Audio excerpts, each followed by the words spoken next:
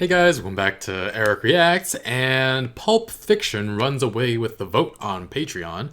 I will be keeping track of the other votes. I'm considering if I should make votes cumulative, so let's say The Tale of Princess Kaguya got 2 votes this time. Next time we have a vote, it will already have 2 votes. That way, even if what you voted for didn't win, it'll still count for the future. Let me know what you guys think of that idea. And on to Pulp Fiction. I don't know much about Pulp Fiction, but I do know a few lines because of popular culture. I know the Sam Jackson line, like, "English, motherfucker, do you speak it?"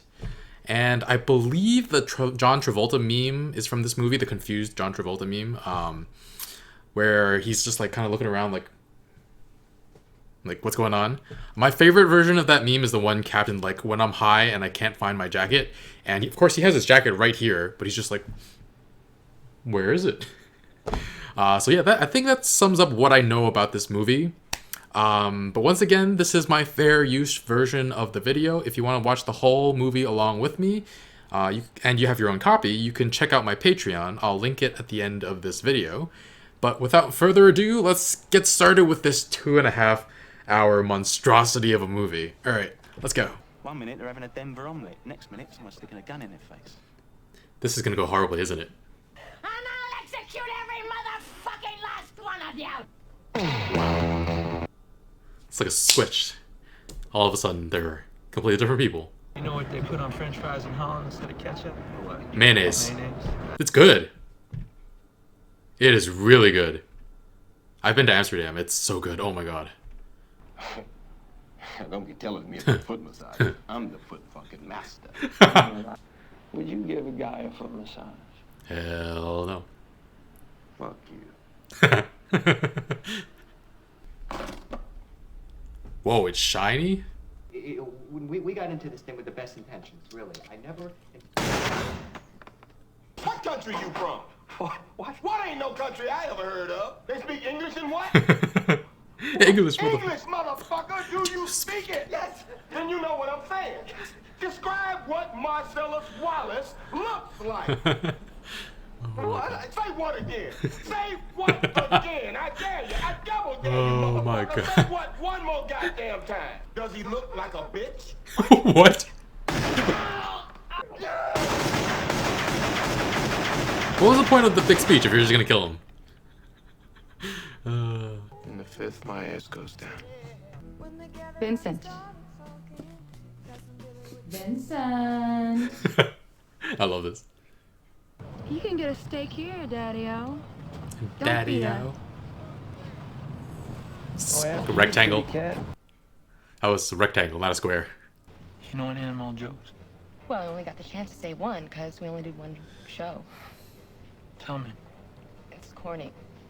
You heard Marsalis threw Tony Rocky Horror out of a 4-story window for giving me a foot massage? Can you believe that? But when Pierre found work, the little money come and worked out well. C'est la vie, c'est the old iPhone, old boy, did they let it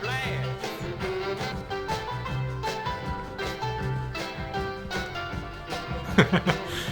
This is some old technology.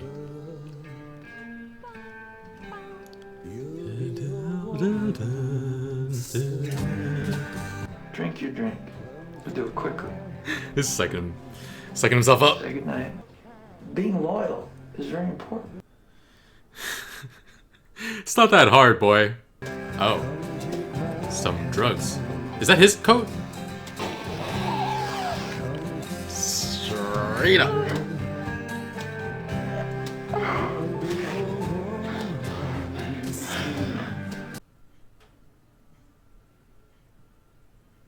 Oh, shh. Ooh. Wow. What the hell was that?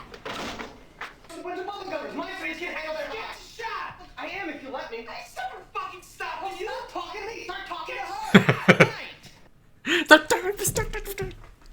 No, man, I ain't give you're gonna give it a shot. You're gonna give it a shot. I ain't giving it a shot. I You ain't can- giving you it a can- shot. you can- I never done this before. I ain't never. You gotta do is you gotta kneel down in a stabbing motion. I gotta stab her 3 times. No, you don't gotta fucking stab her 3 times. Stab her once, but you gotta be hard enough to move her breastplate into her heart.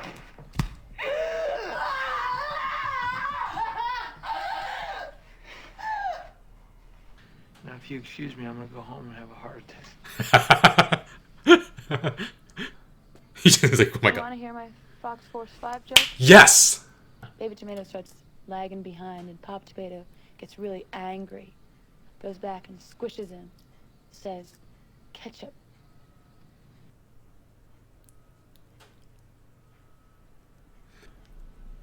Worth it. It was worth all that for that joke. Definitely worth it. Oh, man. So he hid it. In one place he knew he could hide something, his ass. Yeah. 5 long years he wore this watch. Here's my ass watch. Little man, I give the watch to you.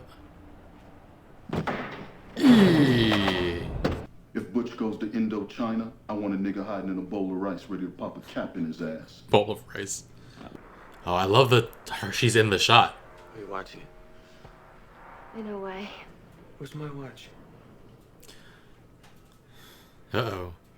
Yes, the fucking look. What the fuck do you think I'm doing? Dude, chill. Don't take it out on her. Yes, it most definitely should be, but it's not here now. Dude. Where the fuck is it?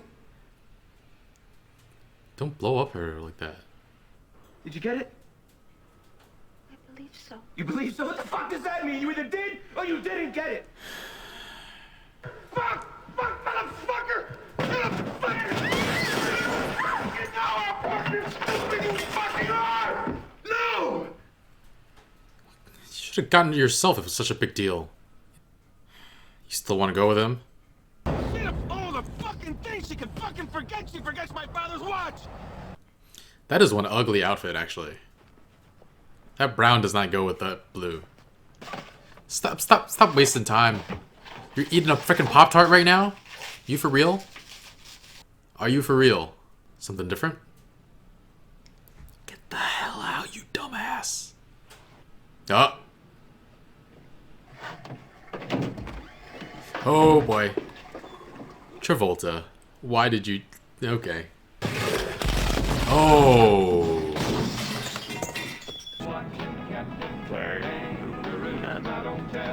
How is he this kid?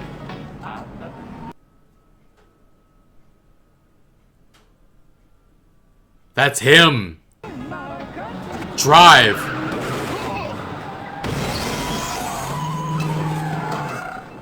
Somebody's gonna get their motherfucking head blown up! Hold it right there, goddammit. This ain't none of your business, mister. I'm making it my business.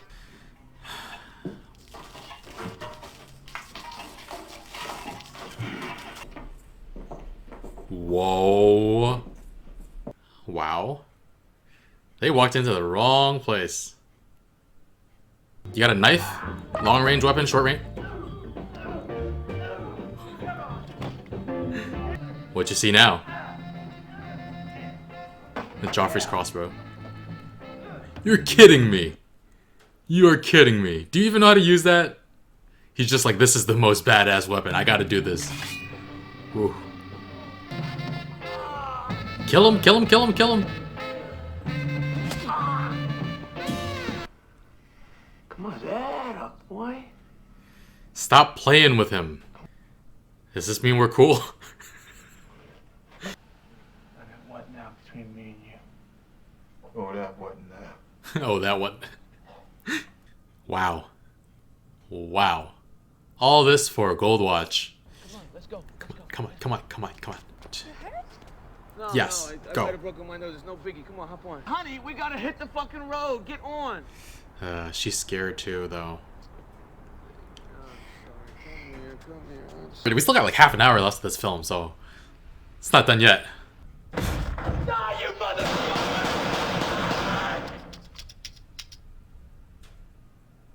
What?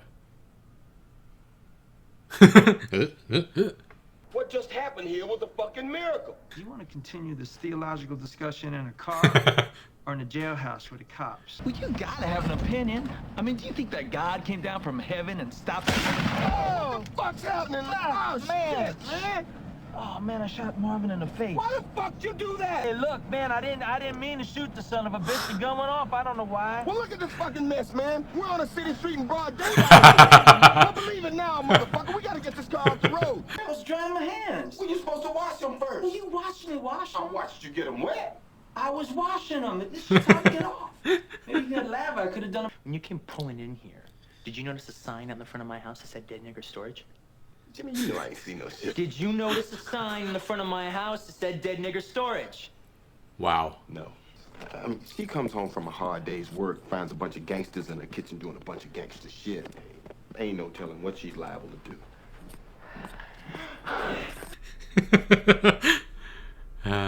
Scoop up all those little pieces of brain and skull. Get it out of there. Boys, get to work.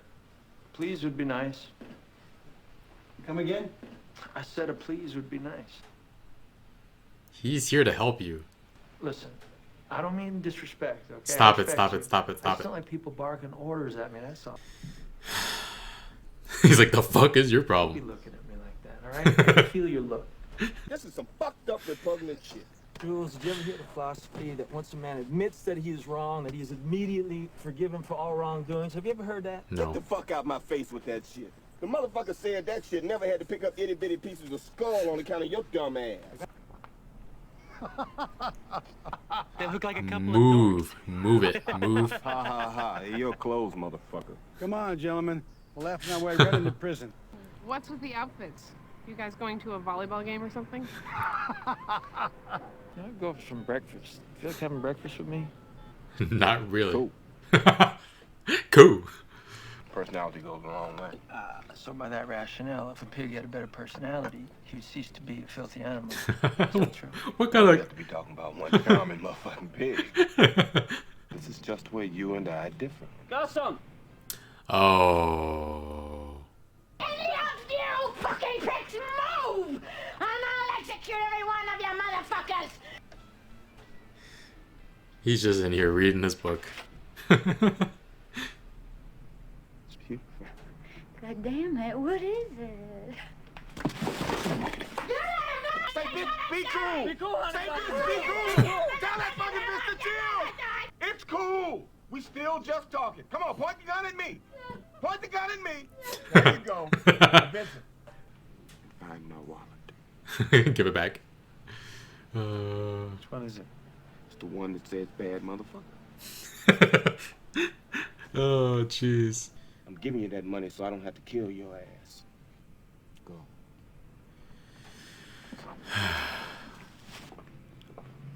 Wow. I think we should be leaving now. Yeah, that's probably a good idea.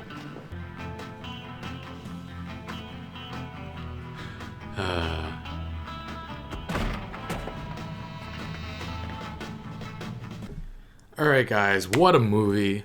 Just to let you know, stick around till the end of this video for info on what movie I'll watch next. But Pulp Fiction, man. I really enjoyed it, and yet I feel like it's so hard to explain why. Like, it was entertaining from start to finish, the dialogue was great, and the characters are great, but I feel like saying that doesn't explain how unique this movie is. I mean, a 2.5 hour movie, and I don't feel like I was ever bored, or that there was a moment that was unnecessary, even though there was like so much talk about like inconsequential things. It's a movie that doesn't take itself too seriously. There is, I feel, a moral of the story, but it's not like heavy-handed with it, and really other people could probably take different things away from the movie than I did. One big thing I really loved was just the music. Every song was great, and I just wanted to get up and dance through half of them. I think I actually did, or at least sang along. Like, I think 30 seconds of my reaction was just like dancing along with Mia and Vincent in the restaurant. I feel like a lot of dialogue in modern movies work to further the story, but there were so many instances in Pulp Fiction where they were talking about like tiny trivial things, like the Royale with cheese comes back a few times. And oh my god, I've been to Amsterdam twice.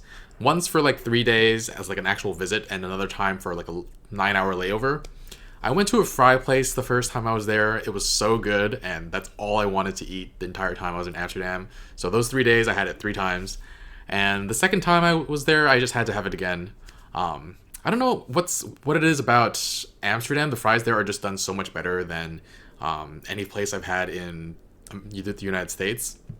Even Pommes Frites, the place in Manhattan that is like always packed, honestly doesn't hold a candle to the ones in Amsterdam.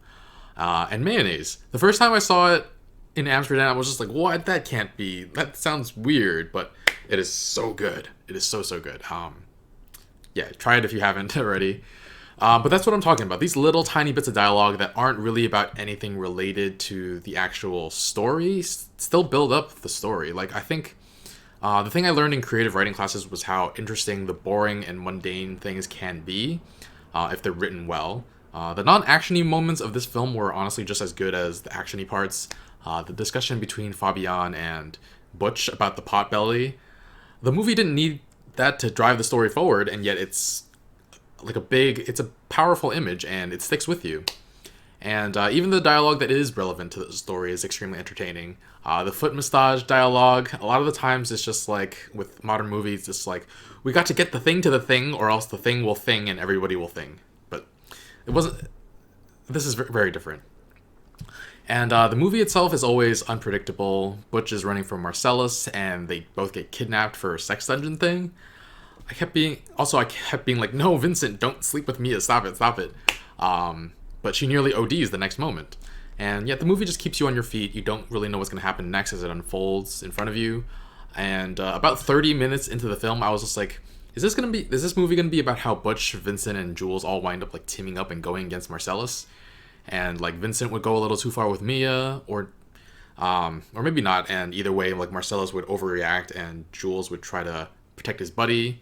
And Butch wins the match, and they all have to work together to overcome Marcellus. I feel like that's what most movies would do at this point, but this movie isn't most movies.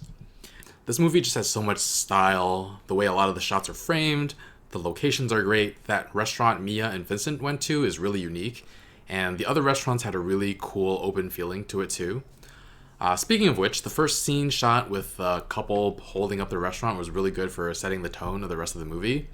At first, I was just like, whoa, these are some dangerous people. But by the end of the movie, after everything else we've seen, the violence, the depravity, we know these guys are just like a bunch of scrubs. And at the same time, something can go wrong at any moment, and we're worried about Jules because he literally just decided to walk away from the life. We do see him later chronologically with Marcellus, but it was just like, I'm not sure if the movie's going to make a big twist or something. But anyway, Vincent isn't the best criminal ever, though. It's funny we see him alive at the end of the film because we know he's incompetent and is going to get himself killed. But in chronological order, first he doesn't check the back room and winds up getting shot at. He gets high before he has to go see Mia. He takes Mia out for a night and lets her get access to some serious drugs in his pocket. She almost dies. He turns back in the car and shoots this guy in the face. Brains, skull, everywhere. And he tries to blame Jules, like, oh, was there a bump? Even if there was, triggered discipline, man. He's horrible. And then he pisses off Wolf, or he tries to talk back against Wolf when Wolf is trying to help because, oh, don't order me around. Which I get, but there's a time and a place for that. And then he enters the restaurant, holed up in like a pretty bad way, almost like setting off Honey Bunny. And then, finally, he leaves the gun on the counter when he goes to the bathroom and gets shot to hell by Butch. So, a lot of mistakes made by this guy. I guess maybe he hasn't gotten back into it after his time in Amsterdam laying low. But yeah, the Ass Watch story was really well told and really sold us on why Butch had to risk his life to go back and get it. Definitely felt his panic. Unfortunately, he took out his anger and frustration on Fabian. He never hits her, but the whole scene where he loses it is more than enough for me to categorize their relationship as an abusive one. I'm not saying he shouldn't be angry, but to start yelling and throwing things, like throwing a TV, that's way too much. Like, if he got angry because she betrayed him, or because she manipulated him, or purposefully hurt him, then what he did is more acceptable. It's not fully acceptable. But not because she forgot something. Your partner is not someone who you should have to fear. And then he goes to hug her and tell her it's okay. Yeah, that's classic behavior of an abuser. So, and in a situation like this with an obvious age gap, it makes it easier for the older partner to mold the younger one as well, to make them feel like what they're doing is okay. And honestly, with the watch, if it's that important to you, do it yourself. After he left the boxing ring, he threw his stuff down from a window and jumped into the trash before getting into the cab. So why didn't he have his watch in the bag, or why wasn't he wearing it, or I don't know. Anyway, he kills Vincent and is on his way out when he just happens to run into Marcellus, and they both wind up getting captured. And then we see them wake up with like the ball gags in their mouth and some guy dousing them with what I thought was oil. And I was just like, is this a sex thing or are the ball gags just there to keep them quiet? But it's a sex thing. And when they bring Marcellus in to rape him, they somehow leave a man behind who is bound and has a zipper covering his mouth in charge of watching Butch. That's not a very smart decision. He was just like trying to yell for help when Butch escapes, but Butch is about to leave, but for one reason or another, he goes back to save Marcellus. I don't know if he did it because it's the right thing to do or because it would get him out of Marcellus's hit list if he ever got free from Zed. But I like how he was looking for weapons and consistently found bigger ones and better ones than the last one. First, it was like a hammer, then a bat, and then the chainsaw, and then he's just like, oh my god, a katana. Whoa. Yeah, for a moment I was like, damn, chainsaw? But katana was the coolest one, I think. He winds up saving Marcellus, and the one thing I missed before I edited was that Marcellus calls the wolf to clean it up. So, the same guy who he sent to help Butch and Vincent with their problem, he calls for himself. And then, yeah, Butch went through all of that just for a watch. He also got a motorcycle, though. He did lose Fabian's car, but he only has to leave LA. He doesn't have to be on the run for the rest of his life. So, not a bad deal. I think it's worth it.